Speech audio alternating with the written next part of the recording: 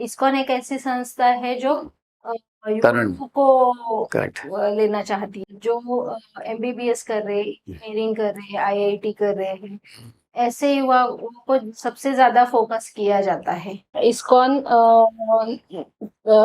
Youth को सम्मोहित करके, ऐसे बोलते हैं कुछ लोग। फैमिली में अकेला लड़का था, लेकिन वो जॉब छोड़ के फिर वो ब्रह्मचारी बन गए। फिर इस्कॉन में महिला शिक्षक क्यों नहीं है, शिक्षा है ब्रह्मचारी।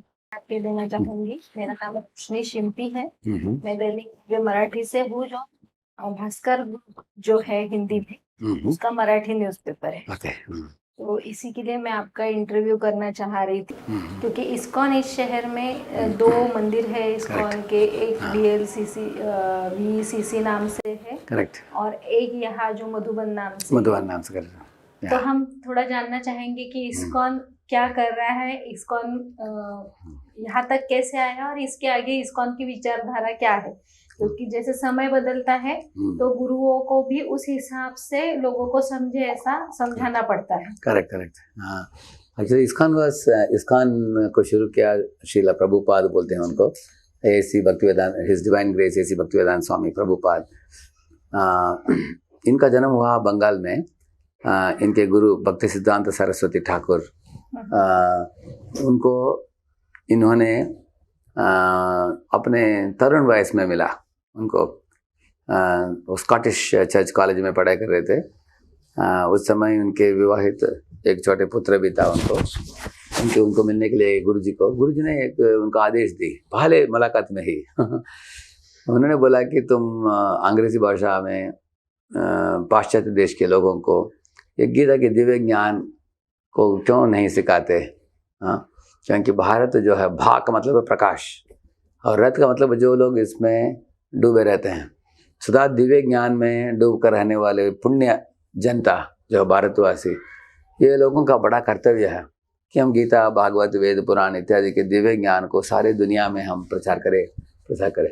आप अभी जानती है कि G20 जो भारत ने जिम्मेदारी लिया है, वसुधा एव कुटुंबकम, ये मूलभूत ये धर्म जो सिद्धांत जो है हमारे ग्रंथों में दिया गया है, वैदिक ग्रंथों में। सारी दुनिया एक परिवार है, और ईश्वर परम ईश्वर जो है उन सबके पिता हैं, और उनको केंद्र बिंदु बनाकर सब जीव झगड़ा किए बिना उनके दिए हुए सामग्रियों को अपने आपस में बंटवारा करके उनकी तुष्टि के लिए जीवन जीना चाहिए। इसको बोलते हैं जियो जीने दो। तो इस तरह इस दुनिया में भी अशांति सुख से जी सकता है इंसान, और मृत्यु के बाद परलोक भी प्राप्त कर सकता है। तो ये वेदों में ऐसे बताया है कि इंसान और मनुष्य और जानवर में क्या फ़र्क है। अभी जानवर जो हैं वो अपने मन की जो उनके वेग जो होता है, काम क्रोध लोभ इत्यादि के अनुसार काम करते हैं वो जानवर, और खाते हैं, पीते हैं, सोते हैं, बच्चे पैदा करते हैं, उससे बढ़कर उनको ज़्यादा कुछ मालूम नहीं है जी। लेकिन इंसान जो होता है, मनुष्य होता है, उसमें क्षमता है समझने के लिए हम दुख क्यों भोग रहे हैं, दुख से ऊपर कैसे उठे। हाँ, अभी जानवर जो होता है किसी भी प्राणी को पकड़ कर खाता है ऐसे वो, लेकिन इंसान जो है एक दूसरे को दुख ना दिए बिना सज्जन होकर वैदिक संस्कृति के अनुसार अपने जीवन चला सकता है। तो इनके गुरु ने बोला कि जीवन के उद्देश्य चित्त शुद्धि और भगवत प्राप्ति। हाँ, जो इन चीज़ों को तुम सारे दुनिया में सिखाओगे, ये सारे दुनिया को हम वैकुंठ बना सकते हैं। वैकुंठ का मतलब है जिस स्थान में दुख का नाम निशान नहीं है, ऐसे। तो इनके गुरु ने आदेश दी थी तरुण अवस्था में इनको, लेकिन इन्होंने अपने 69-70 ऐसे उम्र था 1965 में, तब अमेरिका में गए पहले। तो अमेरिका में 1 साल के लिए कुछ नहीं हुआ, तो उसके बाद वो निसहाय अवस्था में एक पार्क में जाकर बैठकर उन्होंने एक पेड़ के नीचे कीर्तन चालू की, हरे कृष्णा ऐसे कीर्तन किया उन्होंने। हरे कृष्ण मंत्र का कीर्तन करके अनेक युवक युवतियों को आकर्षित किया इन्होंने। वो लोग अपने अपने वाद्य लेकर आए, वो लोगों ने बजाया, कीर्तन में जुड़े, और उनको बहुत अच्छा लगा ये मार्ग कीर्तन का और गीता भागवत का ज्ञान का। और प्रभुपाद जी ने ऐसे उनको सिखाया कि ये एक सिर्फ धार्मिक प्रेजेंटेशन नहीं है, ये एक सांस्कृतिक प्रेजेंटेशन है। आप लोग कपड़े कैसे पहनना, और भगवान के लिए भोग चढ़ाकर कैसे प्रसाद खाना, कैसे कीर्तन करना, कैसे नाचना, कैसे दिव्य ज्ञान को समझकर दूसरों को भी लाभान्वित कैसे करना, सब कुछ उन्होंने सिखाया उनको। वो लोग सीख भी गए अच्छा, और उनमें से अनेक लोगों को गुरु बनाकर उन्हें सारे दुनिया के कोने कोने में भेजा उन्होंने। उन्होंने सिर्फ 12 साल में लगभग 108 मंदिर खोला सारे दुनिया में। हाँ, सिर्फ 12 साल में। और 1977 में उनका वैकुंठवास हो गया। उसके बाद अभी इस्कॉन का 50 साल हो गया। अभी इस्कॉन का ये 50 साल में इस्कॉन लगभग 800 से ज़्यादा केंद्र खोल दिया। और ये तो बड़ा बड़ा मंदिर है, और हर एक मंदिर के ऐसे सैकड़ों छोटे केंद्र हैं ऐसे। तो ये उनकी दिव्य वाणी उनके किताबों में मौजूद है। जैसे उनके 100 से ज़्यादा किताबें हैं, खास करके भगवद गीता और श्रीमद् भागवत। तो ये तो और चैतन्य चरितामृत 3 किताबें हैं, under graduate, graduate, post graduate ऐसे, नहीं तो under graduate, post graduate, doctorate study ऐसे बोलते थे। हाँ, तो इन किताबों में उन्होंने शास्त्रों के मर्म को निचोड़ कर उसका सार निकाल कर सरल भाषा में सिखाया उन्होंने, तो ताकि कॉलेज के विद्यार्थी भी, बच्चे भी, बूढ़े भी, सब लोग समझ सके उसको।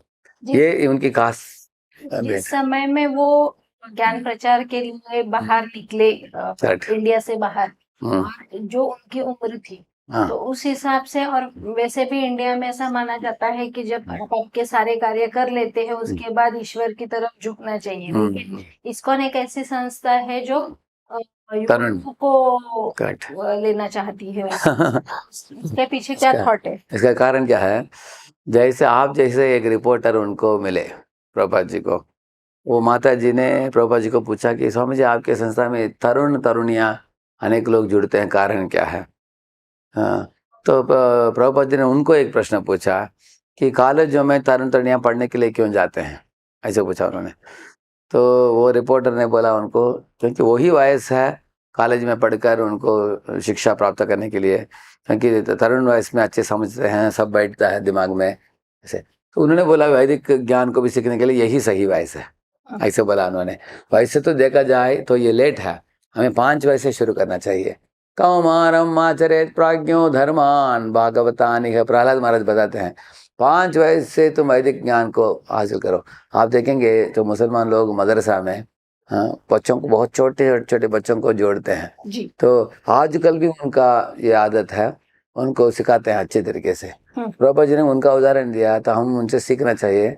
हमारे बच्चों को भी बचपन से श्लोक सिखाना, महाभारत, रामायण, गीता, भागवत सिखाना बहुत आवश्यक है।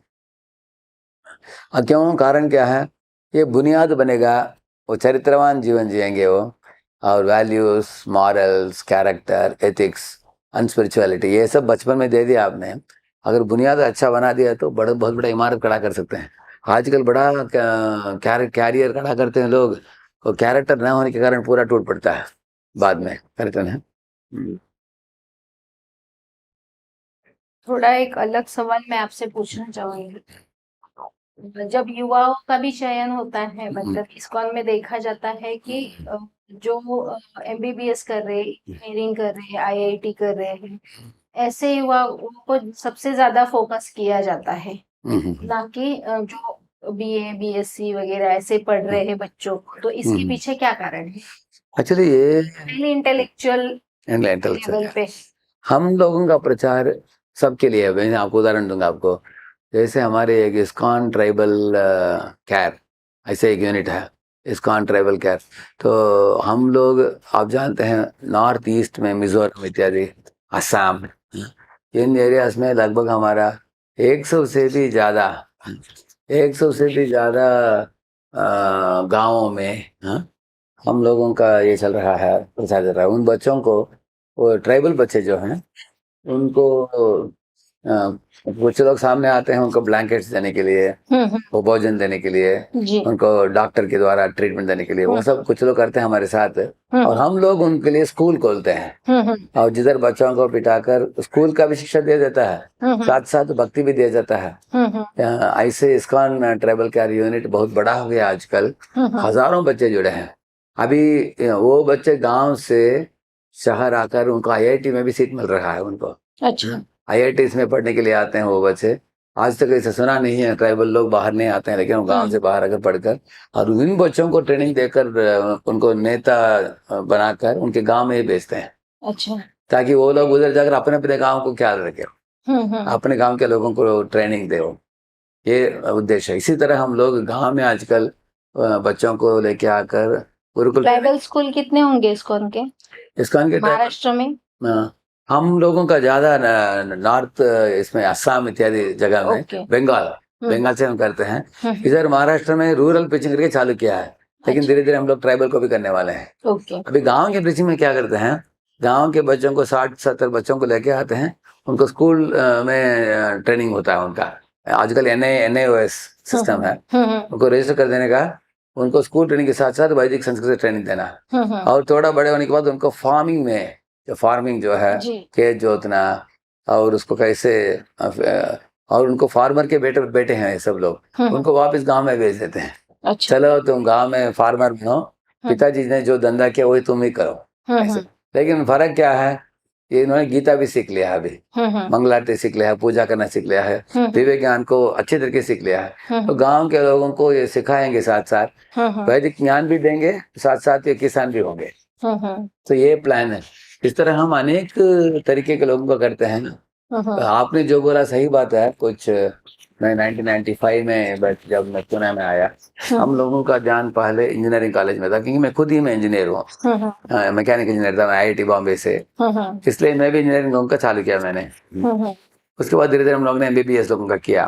लेकिन आजकल इस्कॉन में सब लोगों को ट्रेनिंग मिलता है, BA, BCom, BSc, BBA, MBA सब लोगों को देते हैं।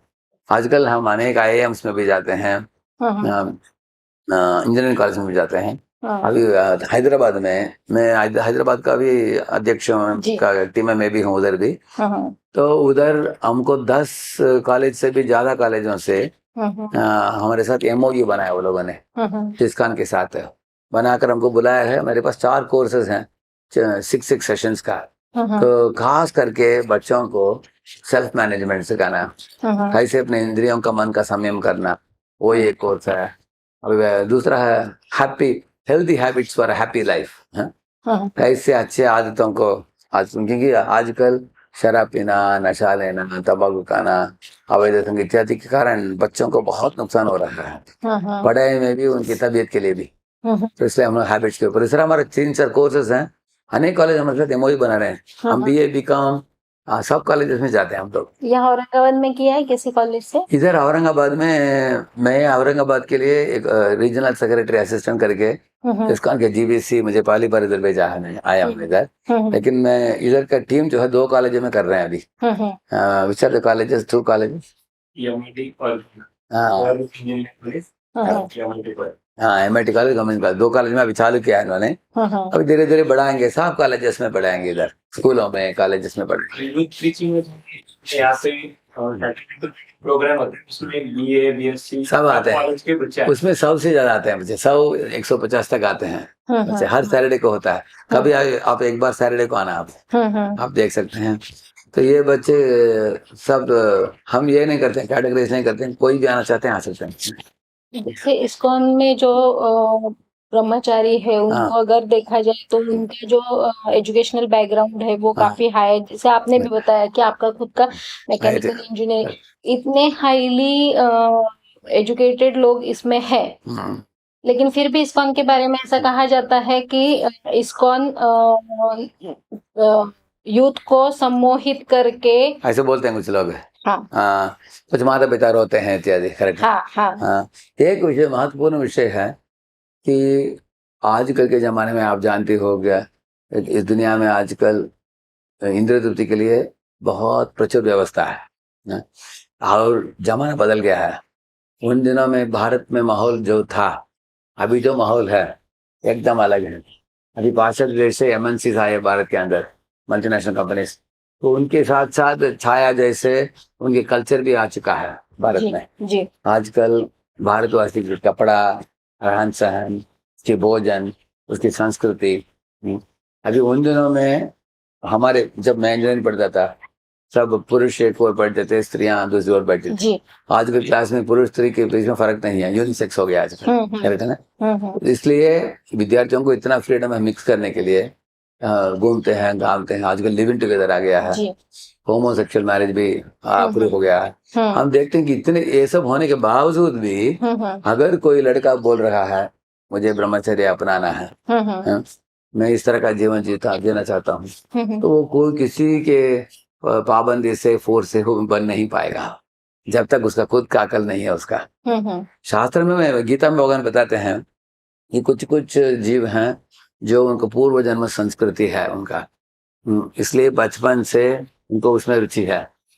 जिस तरह एक चुंबक एक लोहे को आकर्षित करता है, इस तरह ये लोग ऑलरेडी ढूंढ रहे हैं भगवान के बारे में, तो उनको सही मार्गदर्शन मिल जाता है, वो लोग जुड़ जाते हैं उसमें। और ये प्रतिशत कितना होगा? अभी भारत में देखिए ब्रह्मचारी आप देखेंगे 5,000 भी नहीं होंगे, 5,000 होंगे ज्यादा से ज्यादा, 4-5 हजार ब्रह्मचारी होंगे। अभी भारत की जो पॉपुलेशन देखिए आप 148 करोड़, हाँ, अभी 150 करोड़ में 5,000 क्या है? एक प्रतिशत भी नहीं है। शास्त्र बताते हैं कि ब्रह्मचारी परसेंट अगर 1-2% होगा, ब्रह्मचारी सन्यासी लोग होंगे, तो ना वो 98% लोगों को वो ऐसे भ्रमण करके वो ज्ञान दे सकते हैं। लेकिन अभी 1% भी नहीं है हमारे समाज में।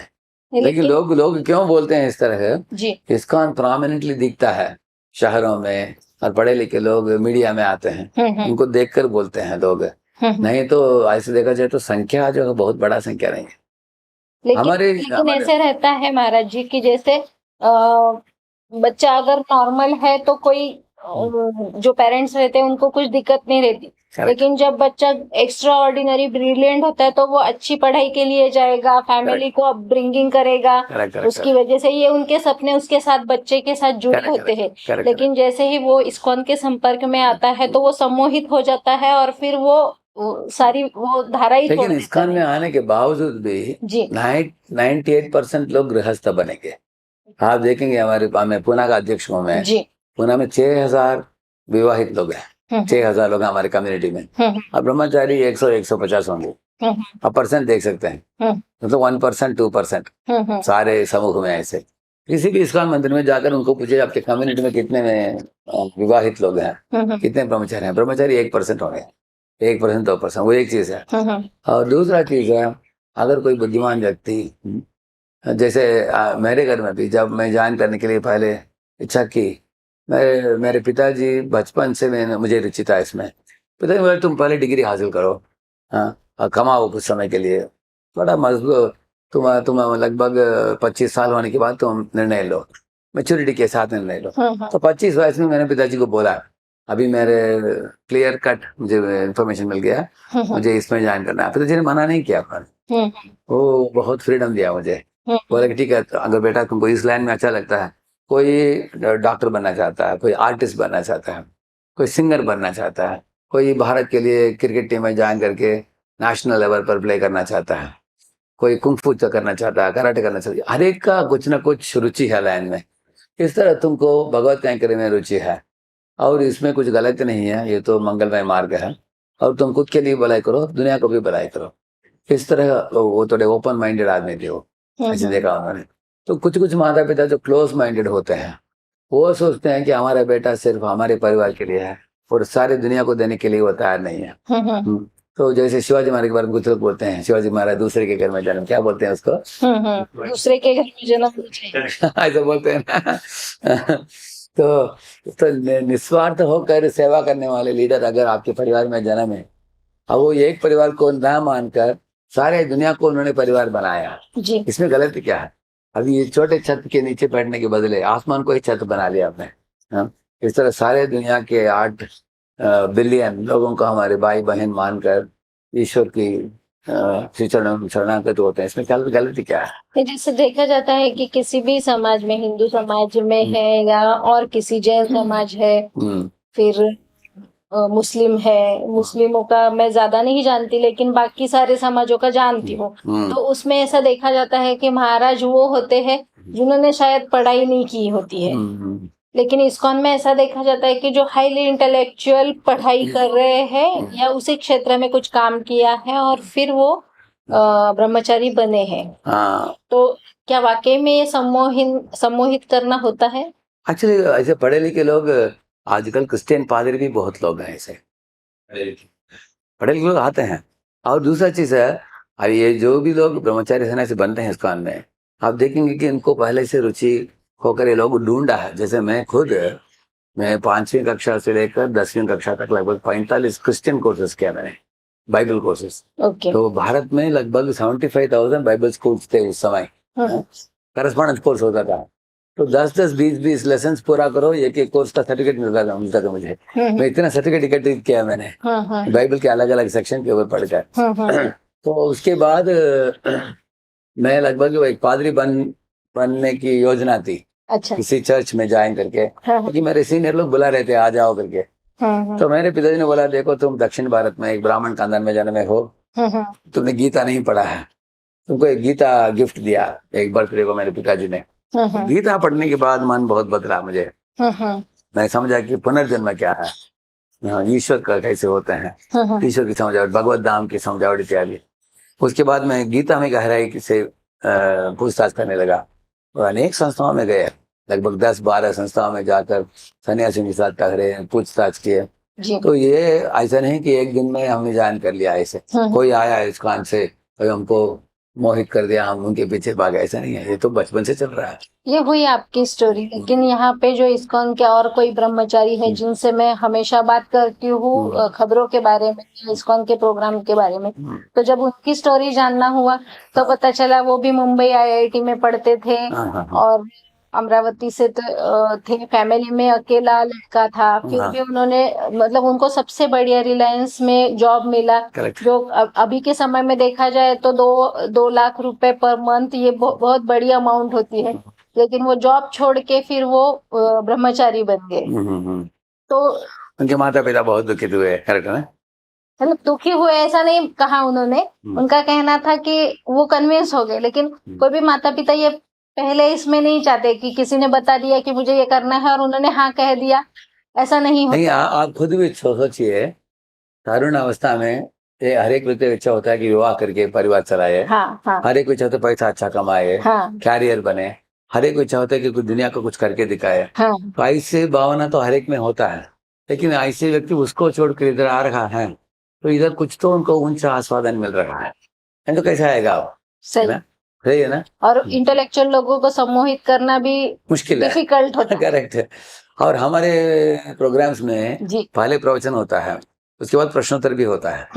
हर एक जो बात सुनते हैं लोग उसके ऊपर वो लोग आक्षेप कर सकते हैं और प्रश्नोत्तर कर सकते हैं। हम लोग मना नहीं करते हैं। इतना तक कि स्वामी प्रभुपाद भी जब भी बोलते थे, इंटरव्यू करते थे, ऐसे अनेक लोग प्रश्न पूछते थे, आपने ऐसे क्यों बोला, वैसे क्यों बोला, वो जवाब देते थे, वैसे लॉजिकली प्रेजेंट किया जाता है। और दूसरा चीज आप सोच सकती हैं, जैसे अगर हम समुद्र में कोई किनारे में कोई रेत का महल बना रहा है बच्चा, वो महल बनाते बनाते उसमें उसका मति डूब जाता है, सोचता है कि यही मेरा जीवन है। लेकिन अंधेरा जब छा जाता है तब माता पिता आते हैं, बोलते हैं बेटे निकला भी घर जाते हैं वापस। हाँ, उसको छोड़कर माता पिता जाता है। इस तरह हमारा संबंध इस दुनिया के साथ नहीं है, हमारा संबंध भगवान के साथ, ईश्वर के साथ है। उसके बारे में लोगों को जानकारी नहीं है। अगर हम गीता पढ़ेंगे तब हमें पता चलता है। तो उसको बोलते हैं ब्रॉडर पिक्चर। और ये जो रेत का महल जो छोटा स्मॉलर पिक्चर। अभी 3 महीने के पहले IIT मद्रास का एक लड़का आत्महत्या किया। तो उसके पहले 2019 में कोविड के समय 3 बच्चे खुद कर मरे IIT हैदराबाद में। तो इस तरह IIT में ज्वाइन किए हुए बच्चे आत्महत्या क्यों करते हैं? क्योंकि इनसिक्योरिटी है, कंपटीशन है, रैट रेस है, चिंता है, और जीवन का बड़ा बिगर पिक्चर नहीं है, छोटा पिक्चर है। एकेडमिक्स इज एवरीथिंग, यही मेरा जीवन है। ये क्या अच्छी बात है?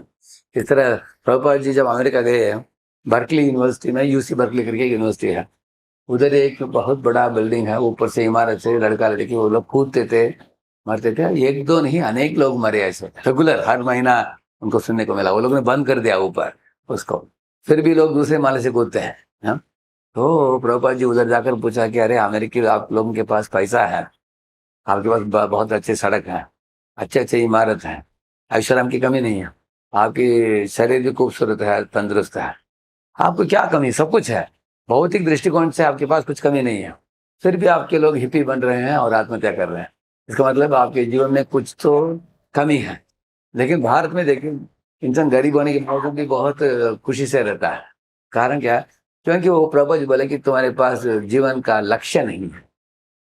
वो लक्ष्य के बिना जीवन जीना ये फुटबॉल गेंद खेलने के बराबर है, जिधर गोल पोस्ट ही नहीं है।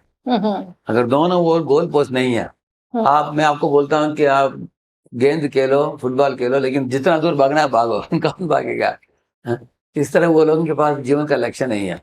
अभी इधर वैदिक संस्कृति में पाला चीज हमको सिखाया जाता है। जैसे अगर एक आम का पेड़ हो, तुम नीचे इधर पानी सिंचन करो, आप पूछेंगे क्यों करना, तुमको इधर वो आम मिलेगा आपको। इसी तरह है जीवन की लक्ष्य क्या है? हमारे चित्त काम क्रोध मद लोभ इत्यादि से पीड़ित है, व्याधिग्रस्त है, उसको शुद्ध करना, शुद्ध करने के बाद निर्मल हो जाता है। अगर मन निर्मल हो गया, हरिनाम के द्वारा होता है, हरिनाम जप के द्वारा, तो नाम जप से, जैसे बोलते हैं ना, वो गीता भागवत करित श्रवण अखंड चिंतन विठोबाची, वो बोलते हैं गीता भागवत पढ़ने से भगवान का अखंड चिंतन बढ़ता है। दूसरा है हरिमुखे मणा पुण्याची गणना कौन करे। हरिमुखे, हरि का नाम लेने से चित्त शुद्ध होता है। अगर चित्त शुद्ध हो गया, मन निर्मल हो गया, उसके द्वारा शास्त्र पढ़ने से लक्ष्य पता चल जाता है। तो मैं आत्मा हूँ, मैं शरीर नहीं हूँ। शरीर तो आत्मा के लिए एक गाड़ी है। जैसे मैं ड्राइवर हूँ लेकिन शरीर गाड़ी है, नहीं तो मैं तोता जैसा हूँ लेकिन ये शरीर एक पिंजरा है। ये बात समझ गया व्यक्ति, तो वो समझेगा कि एकेडमिक्स जो है वो एक छोटा चीज है जीवन में। उसके बाद माता पिता के साथ भी टाइम है, फ्रेंड्स के साथ टाइम है, एंटरटेनमेंट है, हॉबीज है, ऐसा नहीं कुछ चीजें हैं जीवन में। ऐसा नहीं एकेडमिक सब कुछ है। लेकिन आजकल के बच्चे सोचते हैं कि एकेडमिक्स में पास हुआ, अच्छा मार्क मिला तो मैं जीऊंगा, तो मिला नहीं तो मैं मरूंगा। तो नैरो माइंडेड कुप मंडूक बोलते हैं इसको। कुप मंडूक का मतलब है एक कुआं के अंदर रहता है ना एक मेंढक, ऐसे ऐसे रहते हैं लोग। हम ब्रॉड अंडरस्टैंडिंग देते हैं। ब्रॉड अंडरस्टैंडिंग मिलने के बाद हमारे इसमें, जैसे मैं भी ब्रह्मचारी हूँ, ऐसे गृहस्थ लोग अनेक लोग हैं। अनेक लोग विवाहित होकर स्त्री पुरुष साथ में भी भक्ति करते हैं। आप इस्कॉन में बहुत कुछ लोग आपको देखने को मिलेगा। आप कभी आइए, मार्च में हमारे हेडक्वार्टर से मायापुर में, कलकत्ता से 3 घंटा है दूर, तो आप जाएंगे लगभग उधर 20,000 Russian, American, Canadian, Australian, European लोग आते हैं। 15-20 हजार लोग, गोरे लोग, उसमें विवाहित हैं। सब लोग हस्बैंड वाइफ प्रैक्टिस करते हैं। ऐसा नहीं कि सबको साधु बनना पड़ेगा प्रैक्टिस करने के लिए। अगर सबको साधु बनना हो तो आप देखेंगे गीता भगवान किसको बताया? अर्जुन को बताया। वो विवाहित था, वो उसके बच्चे भी थे, वो ब्राह्मण भी नहीं था, वो क्षत्रिय था। वो ऐसे आदमी को भगवान ने क्यों बोला? ताकि बाकी जनता समझेगी कि इसके लिए साधु बनने की जरूरत नहीं है। हम कुछ लोग साधु क्यों बने हैं? हमारे अंदर स्वाभाविक रूप से इस तरह का इंक्लिनेशन है हमको। और कुछ लोग तो टीचर होनी चाहिए। एक कॉलेज है, अगर 3,000 बच्चे हैं, उनको सिखाने के लिए कम से कम तो 50 लोग, 100 लोग टीचर होने चाहिए, तब तो शिक्षा होगा। इस तरह कुछ साधुओं की भी जरूरत है समाज में। डॉक्टरों की जरूरत है, इंजीनियरों की जरूरत है, लॉयरों की जरूरत है, आर्किटेक्ट्स की जरूरत है। इसी तरह साधुओं की भी जरूरत है। अगर समाज में साधु नहीं रहेगा वो समाज व्याधिग्रस्त हो जाएगा। जैसे चंद्रगुप्त मौर्य है, उसको चाणक्य ने शिक्षा दी। और इसी तरह देखेंगे प्रभु रामचंद्र, उनके लिए विश्वामित्र थे। दशरथ महाराज, उनके लिए वशिष्ठ जी थे। पांडव लोग थे, उनके लिए धौम्य ऋषि थे। तो आप देखेंगे कोई भी सज्जन हो, वो सज्जन राजा के पीछे कोई ना कोई तो ऋषि है जिनका बात मानता है वो, इसलिए उसके रजोगुण को एक दिशा मिलता है। जैसे अगर बाढ़ आता है, बाढ़ में क्या होता है? कुछ लाभ नहीं है, बाढ़ से नुकसान ही है। लेकिन बाढ़ को रोक टोक डाला आपने, एक डैम बनाकर बांध बनाया, तो बांध बनाने के बाद वो पानी का लाभ हो सकता है। इस तरह तो साधु लोग कौन है? राजा लोगों के अंदर जोश है, रजोगुण है, उसको बांध बनाकर उसको सही दिशा में चलाते हैं। इसलिए लीडर लोगों को भी मार्गदर्शन के लिए लोगों की जरूरत है। मैं आजकल अनेक कॉर्पोरेट कंपनीज में जाता हूँ, माइक्रोसॉफ्ट है, जैसे Amazon, Infosys, in company, bank of America, तो उधर भी बड़े बड़े मैनेजर लोग बैठकर गीता सुनते हैं। उनको डायरेक्शन चाहिए उनको। वो लोग बोलते हैं कि कभी कभी हम पैसा के पीछे इतने भागते हैं, हम पागल बन जाते हैं। तो हमको थोड़ा डायरेक्शन चाहिए हमको। इसी तरह कभी कभी हम दूसरों से नाराज हो जाते हैं, जिसके कारण बड़े बड़े लीडर भी छोड़कर राइवल कंपनी में जाकर ज्वाइन कर लेते हैं। तो वो लोगों को भी आत्मसंयम की जरूरत है, ज्ञान की जरूरत है। तो लीडरशिप मैनेजमेंट, अभी ये कॉलेज है SRM यूनिवर्सिटी करके, एपी, SRM एपी, वो लोगों ने मुझे एक सिलेबस बनाने के लिए दिया, मैनेजमेंट प्रिंसिपल्स फ्रॉम महाभारत, ऐसे। तो उनको 32 सेशंस का एक कोर्स बनाकर हमने सिखाया उधर। इसका मतलब है ऐसा नहीं कि हमारा शिक्षा सिर्फ साधुओं के लिए है, ये जनता के हर अंग के लिए, बच्चों के लिए भी करते हैं हम लोग, युवकों के लिए करते हैं, विवाहित लोगों के लिए करते हैं, वृद्धों के लिए भी। हम पुणे में एक संस्था चालू किया है, IVSS बोलते हैं। IVS क्या है? इस्कॉन वानप्रस्थ सेवक संघ। इस्कॉन वानप्रस्थ सेवक संघ, उसमें लगभग 100 वानप्रस्थ है। वानप्रस्थ लोग जो रिटायर हो गए हैं अभी, उनको भी ट्रेनिंग है। इस्कॉन क्या महिला और पुरुषों को एक ही इसमें देखता है, समानता आत्मा के स्तर पर सब एक है। फिर इस्कॉन भगवान खुद ही बताते हैं, पंडिता समदर्शिना।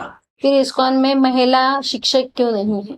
शिक्षा है, ब्रह्मचारी हो, ब्रह्मचारी सन्यासी नहीं रहते हैं, क्योंकि शास्त्र बताता है कि स्त्रियों को अपने छोटी बच्ची को पिता के सुरक्षा में रहना चाहिए, और तरुणी होने के बाद जब पिताजी उसको कन्यादान देते हैं, दूसरे को देते हैं, वो व्यक्ति जो विवाह करता है उसको पाणी ग्रहणम बोलते हैं।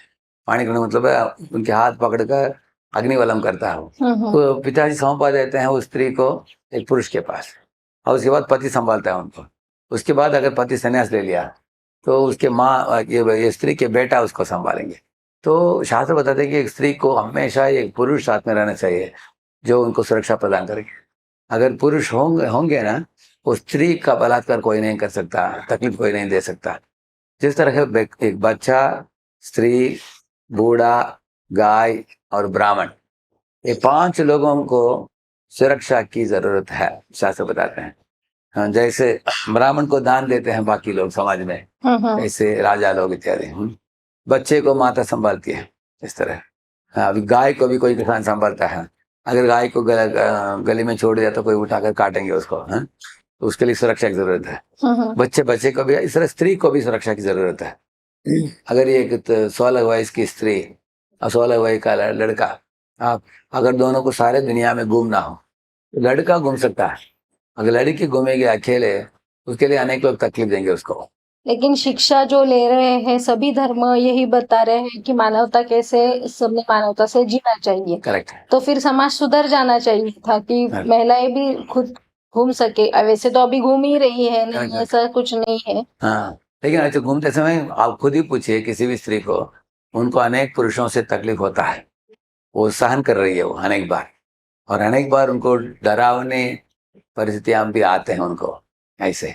क्योंकि फिजिकल तौर पर आप देखेंगे स्त्रियों का शरीर और पुरुषों का शरीर, physiologically you see women's body is little weaker, थोड़ा कमजोर है उनका शरीर, पुरुषों का शरीर थोड़ा मजबूत है।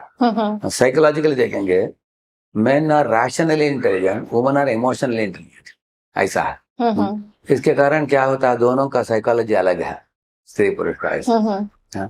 लेकिन अगर वो विवाहित अवस्था में स्त्री पुरुष साथ में रहते हैं, दोनों एक दूसरे के लिए सपोर्ट है, ये शास्त्र बताते हैं। और स्त्रियों को इधर हमारे इस्कॉन में बताता हूँ क्या क्या भूमिका हम देते हैं, आपको बताता हूँ। अभी पूना में भी, हैदराबाद में भी, मैं जिधर अध्यक्ष हूँ, उधर एक माता जी के पास 80 लड़कियां हैं जिनको ट्रेनिंग दे रही है। तो हैदराबाद में जुल राधे माता जी, नम्रता माता जी, सकी राधिका माता जी, नविया माता जी, ऐसे 4-5 माताएं हैं। हर एक के पास 60-70 लोग हैं, हर एक के पास। तो लड़कियों को ट्रेनिंग दे रही है, करेक्ट क्लासेस होता है, उनको ज्यादा एक्टिविटीज भी होता है उनको ज्यादा, जैसे रंगोली बनाती है भगवान के लिए, कपड़े बनाती है, ज्वेलरी बनाती है, उसे गीत गाती है, भरतनाट्यम करती है।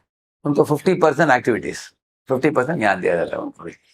और इसी तरह क्या कभी आप कई सारे अभी जैसे महाविद्यालयों में जाते हो, IITs में भी आप जाते हो, तो क्या कभी किसी लड़की ने ये इच्छा जाहिर नहीं की कि मुझे भी संन्यास्त होना है? हाँ, ऐसे बोलते हैं। आते हैं। क्योंकि वो क्यों बोलते हैं, वो लड़कों से ऊब जाती है। कभी देखते हैं कि कोई सज्जन नहीं मिलता आजकल, बहुत गए गुजरे लोग हैं, वो सोचती है कभी कभी कुछ स्त्रियां कि अच्छे पुरुष आजकल मिलना ही मुश्किल है, क्योंकि जमाना बदल गया, बिगड़ गए लोग ऐसे। तो हम उनको बोलते हैं कार्यक्रम में जुड़िए आप, और भविष्य में इसके बारे में सोचिए। 2 साल बाद आप देखेंगे विवाहित होकर सेटल हो जाएंगे, क्योंकि हमारे कार्यक्रम में अच्छे अच्छे विद्यार्थी मिल जाएंगे उनको। हमारा मैरिज ब्यूरो भी है जिसमें 1000 लड़के 1000 लड़कियों का डेटाबेस है। तो अगर माता पिता चाहते हैं कि हमारे जाति में हमारी लड़की के लिए एक लड़का मिले, तो दोनों जपा करने वाले होते हैं, दोनों इस काम में जुड़े हैं। तो जब स्त्रियां देखती है कि अच्छा मैच मिल गया तो विवाह करते हैं।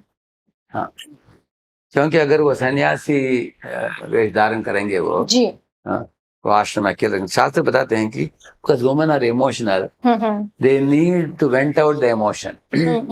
जैसे एक बच्चे, उनके लिए बच्चा होता है, बच्चे के ऊपर वो प्रेम बरसा सकते हैं, इसी तरह पति, इसी तरह घर वाले ऐसे। इसका मतलब नहीं है कि स्त्री को पीछे रखा गया है। देखिए घर में जो काम होता है, जैसे सब प्रातःकाल में उठकर पूजा रूम तैयार करना, उसके बाद सब लोगों के लिए कुकिंग करना, घर की साफ सुथरा रखना, बच्चों को प्रेम देना, बच्चों को स्कूल भेजना, शाम को आने के बाद बच्चों को रिसीव करना। जैसे मैं खुद भी देखा हूँ, मेरी माँ स्कूल तक आकर छोड़ती थी, डब्बा देती थी मुझे, शाम को आते समय रिसीव करती थी, और हम टिफिन खाते समय बड़ करते हम लोग, सुनती थी बैठकर, सुनने के लिए निकट बैठती थी। और घर में होने के कारण घर के सब काम आसानी से हो जाता था। लेकिन आजकल मैं देखता हूँ कि एक हैदराबाद में इन्फोसिस कंपनी के एक हाउसिंग कॉलोनी, उधर उनके पास बहुत बड़ा टावर है, लेकिन किसी भी घर में ये नहीं है, सुना मैंने, किचन नहीं है, क्योंकि पति पत्नी दोनों IT इंजीनियर हैं, दोनों नीचे आते हैं, मेस में खाते हैं, कंपनी चले जाते हैं। तो इसके कारण बच्चों को माता पिता की टाइम नहीं मिलता, उनको प्रेम नहीं मिलता, ज्ञान नहीं मिलता। बच्चे वीडियो के साथ बैठे हैं, टेलीविजन के साथ बैठे हैं, और वो कम वयस में बिगड़ जाते हैं। हमारी बोलना ऐसा है कि दोनों में, अभी माता है पिता है, दोनों में से एक व्यक्ति बच्चों के ऊपर ध्यान देना चाहिए, घर की ओर ध्यान देना चाहिए, दूसरा व्यक्ति पैसा कमा कर लाना चाहिए। ये दोनों में कोई भी कर सकती है, लेकिन अब ऐसे देखा जो दोनों में कौन कर सकता है, तो पुरुष करेगा ना, उसके लिए डर कम है बाहर, इसलिए शास्त्र ऐसे रखे हैं। इतना है। अगर अभी आप मानते हैं कि अगर पुरुष भी घर संभाले तो कोई दिक्कत नहीं है, लेकिन सिचुएशन ऐसी है कि वो बाहर जाके ज्यादा आसानी से करेक्ट वही ऐसा आपको कहना है? करेक्ट है, करेक्ट। आजकल स्त्रियां भी घर में बैठकर कमाती है, हाँ, कंप्यूटर में अनेक काम करके कमाती है ऐसे भी। मैं और एक बात पूछना चाहूंगी, जैसे इस्कॉन की अगली दिशा क्या है? जैसे अभी पिछले कोविड को देखा जाए तो कोविड के बाद में काफी सारे रील्स लोग खुद भी बनाते हैं, लोगों के भी सुनते हैं, तो उसमें सबसे पॉपुलर है गौड़ गोपाल दास जी का रील। वो काफी उनका ट्रेंडिंग रहता है हमेशा, और छोटे रील्स में बहुत बड़ा संदेश वो दे के आगे चलते हैं। तो इस सभी चीजों को आप कैसे देखते हैं? करेक्ट। एक्चुअली अभी गौर गोपाल दास इस्कॉन में वो लोगों को सत्व गुण में लाने के लिए सरल प्रवचन देते हैं, छोटे छोटे कहानियों के द्वारा मुझे बताते हैं। तो 2 तरीके के प्रचार है। एक प्रचार है ऑलरेडी जो लोग पुण्यात्मा है, सत्वगुणी है, और वो लोगों को गीता भागवतम सिखाएंगे, तो आसानी से वो लोग जुड़ जाते हैं, माला जपते हैं, करते हैं ऐसे। लेकिन कुछ लोग जो रजोगुणी तमोगुणी एक्टिविटीज में ज्यादा हैं, उनको मंदिर जाना, गीता भागवत इतने में उतना रुचि नहीं है कुछ लोगों को। तो लेकिन उन लोगों को गौर गोपाल दास जो होते हैं, उनके गौर गोपाल प्रभु के उनके प्रवचन अच्छा लगता है उनको, क्योंकि वो सिखाते हैं। जय शेट्टी भी है ऐसे, जय शेट्टी गौर गोपाल प्रभु, ये दोनों हैं। उनके प्रवचनों में वो सिखाते हैं कि कैसे नाराज ना हो जाना, कैसे थोड़ा सहिष्णु होना, और कैसे बांट कर खाना, ऐसा नहीं कि सब कुछ स्वार्थी नहीं होना इत्यादि। तो इस तरह की चीजों को सिखाते हैं, वो अच्छे अच्छे प्रिंसिपल सिखाते हैं उदाहरणों के द्वारा ऐसा। तो अनेक लोग सोचते हैं कि ये तुरंत काम आता है हमको, आज के दिन के लिए, अभी के लिए। तो ये भी सिखाएंगे कि पति पत्नी है, उनके बीच में झगड़ा होता तो क्या करना चाहिए, अगर कुछ मन मुटाव हो गया तो उसको कैसे मिटाना चाहिए। तो लोग सोचते हैं कि अभी गीता भागवत पढ़कर, माला जप कर, चित्त शुद्ध करके बहुत समय लगेगा हमको, इसके बदले कुछ आइडिया दे रहे हैं तुरंत हमको, इसलिए लोग फिर कर रहे हैं। तो हम इस्कॉन में अलग अलग तरह के प्रचारक हैं। कुछ लोग लोगों को सत्वगुण तक लाते हैं, कुछ लोग दिव्य ज्ञान देते हैं, कुछ लोग कीर्तन करते हैं, जैसे जॉन बी हैरिसन करके, उनके करोड़ों फॉलोअर्स हैं यूट्यूब में, कीर्तन करते हैं वो। कीर्तन के द्वारा लोग, अनेक लोग, हजारों लाखों लोग अगर शांति से बैठते हैं कीर्तन में सुनते हैं, ऐसे ऐसे अलग अलग तरीके से हम लोग प्रचार करते हैं। अभी बच्चों के लिए हम लोग संडे स्कूल करते हैं जी। उसके द्वारा बच्चों को भी माताएं ज्ञान देती है ऐसे। तो स्त्रियां जो होती है वो बच्चों को भी दे सकती है, तरुणी लड़कियों को भी दे सकती है, विवाहित स्त्रियों को प्रशिक्षण दे सकती है, विवाहित जीवन में रहकर पति को और अपने इन-लॉज को, सास ससुर, उनको खुश कैसे रखना और भक्ति को भी कैसे चलाना, इस तरह से स्त्रियों की बड़ा भूमिका है करने के लिए वैसे। जैसे सोशल मीडिया का ट्रेंडिंग नहीं था 2019 से पहले, नहीं था ज्यादा, तब का प्रचार प्रसार और ये ट्रेंड शुरू होने के बाद में कुछ ज्यादा भक्त जुड़े, ऐसा आपका बहुत लाखों लोग जुड़ गए इस कान में अभी। पहले स्पीड बढ़ गई है अभी इन सारी बातों की वजह से। करेक्ट। आजकल जो इंसान गीता के बारे में ज्यादा जानता नहीं था, अभी लाखों लोग गीता कोर्सेज में ज्वाइन किया है हमारे इस्कॉन में। अभी मद्रास में, मैंगलोर में, पूना में, मुंबई में, दिल्ली में, कलकत्ता में, इस तरह अनेक मंदिरों में हम लोगों ने कोविड के समय कोर्सेज किया। उसमें पहले 100 लोग ज्वाइन किया, 1000 लोग, जिनके लाखों लोग ज्वाइन किए। ऐसे कोर्स अभी 18 सेशन पूरा कर दिया वो लोगों ने। गीता क्या है समझ गए लोग ऐसे, उनको बेसिक फिलॉसफी समझ आ गया। पहले हिंदुओं को मालूम नहीं था जी। तो आजकल अनेक लोग बोलते हैं कि हिंदुओं को अपने ही धर्म मालूम नहीं है। तो इसलिए दिव्य ज्ञान के प्रचार प्रसार करना इस्कॉन का मेन काम है।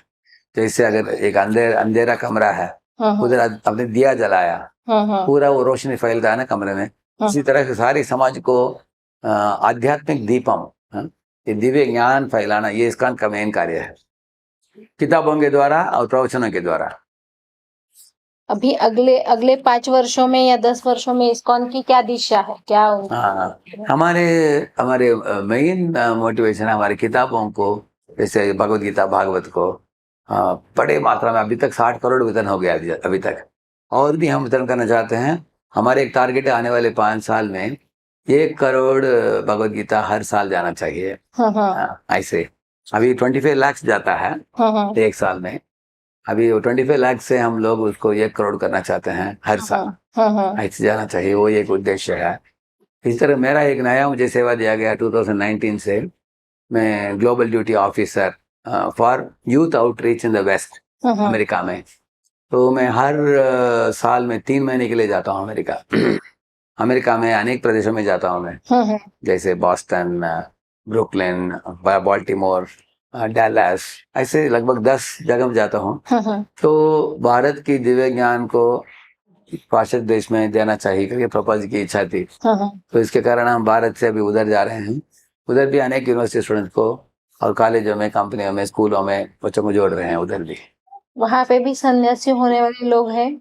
हाँ, उधर ज्यादा गृहस्थ बनेंगे, वो पति पत्नी दोनों साथ में भक्ति करेंगे। मेरा प्रचार उधर ज्यादातर गृहस्थों के द्वारा करता हूँ मैं, क्योंकि उधर साधु कम है उधर अभी, ज्यादातर गृहस्थ। लेकिन वहाँ के जो ओरिजिनल वहाँ के हैं उनमें कोई हाँ, उनमें से भी बनेंगे कुछ लोग। ओके, हाँ करेक्ट। तो उनमें से भी कुछ कार्य चल रहा है। हाँ, एक्चुअली हम लोग कॉलेज में जाते समय बोलते नहीं कि इसमें कौन साधु बन सकता है करके, हम देखते नहीं। हम दिव्य ज्ञान देते हैं, अपने आप को आता है तो उस पर लेते हैं। बराबर। तो वहाँ पे मतलब जैसे अभी आप यहाँ के IIT में जाते हो और वहाँ MIT, मैसाचुसेट्स, हार्वर्ड, तो अगर यहाँ आप 1000 बच्चों से बात करते तो उनमें से 2-3 आपके पास इस कार्य में आगे जुड़ने के लिए आते होंगे। उसी तरह कितने आते हैं? हाँ, उधर भी एक्चुअली मैं चालू करके अभी 3-4 साल हुआ है अभी। ओके। उधर भी अभी टेक्सास A&M में जाता हूँ, लगभग 150-200 लोग आते हैं। इसी तरह यूनिवर्सिटी ऑफ डैलस, उधर भी 150-200 लोग आते हैं। मैं जब कार्यक्रम के लिए जाता हूँ वो कार्यक्रम होने के बाद लगभग 30-40 लोग जुड़ जाते हैं, जो लोग हफ्ते में 1 दिन आएंगे कार्यक्रम के लिए। तो हर हफ्ते आकर सीखेंगे। उसमें लड़के लड़कियां दोनों है उसमें। लेकिन आगे आपके जैसे रोल निभाने के लिए वो 3-4 साल के बाद पता चलेगा वो। अच्छा। क्योंकि ये ज्वाइन करने वाले तुरंत ज्वाइन नहीं करते हैं, 7-8 साल के बाद प्लान करते हैं। तो मुझे वो सबसे इम्पोर्टेंट बात वही जाननी थी कि इस्कॉन में इंटेलेक्चुअल बच्चों को सम्मोहित किया जाता है, फिर वो अपने माँ बाप की भी नहीं सुनते और संन्यास्त हो जाते हैं। ये एक बात आप आपसे आप जाननी थी। आप माता पिता को ये संदेश देना आप हाँ, आप बोलना कि आप खुद आकर देखना इस्कॉन मंदिरों में हमारे कम्युनिटीज में जितने लोग हैं उसका 1% होगा ब्रह्मचारी सन्यासी। और अगर आपका बेटा उसमें जुड़ रहा है इसका उस आश्रम में जा रहा है इसका मतलब है आपके परिवार जो है उसमें ऐसे एक महात्मा पुरुष का जन्म हुआ है। जैसे एक आम का पेड़ होता है ऊपर कच्चा होता है ऐसे आते आते आते नीचे पक जाता है। इसी तरह आपकी पीढ़ी में आपके परिवार में ऐसे कुछ संस्कृति आया हुआ होगा कि आपके बच्चे एक माता जाई थी मेरे गुरु महाराज को मिलने के लिए। वो बोले कि महाराज जी मेरे बेटा ब्रह्मचारी बना है आपके मंदिर में, हम लोग बहुत दुखित हो गए, ऐसे रो रही थी वो। महाराज बोले नहीं नहीं ये हमारा ब्रह्मचारी नहीं आपका ही बेटा है, आपने जन्म दिया उसको, तो पहला हक आपके पास है, आप उसको लेके जा सकते हैं, घर लेके जा सकते हैं। ऐसे महाराज बोले उसको, लेकिन वो लड़का जाने के लिए तैयार नहीं था।